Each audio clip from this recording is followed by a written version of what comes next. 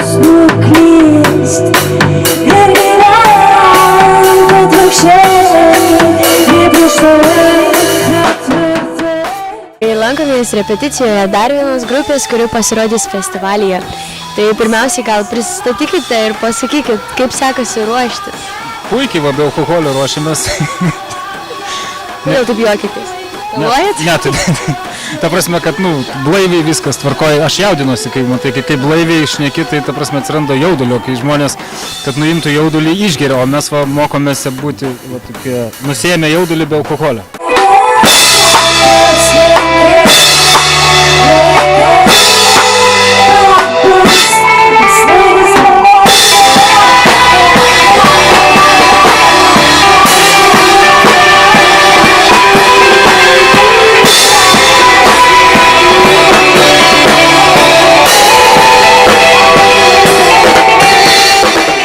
Grupės bosistas atrado naują būdą, kaip atsipalaiduoti be alkoholio. Dabar ką tik sugalvoju, tai pasidalinkit. Pasidalyti darbą atlikti 2 kartus. Tai reiškia koncerte pagroti 2 kartus arba 2 kartus atvažiuoti į festivalį varom. Arba 2 dienas dalyvauti. Taip? Ne taip sakėt, kitaip prieš tai. Susitarę buvom kitaip. Bet čia geras variantas. 2 kartus arba jeigu važiuoji, ta prasme, pasimti draugą.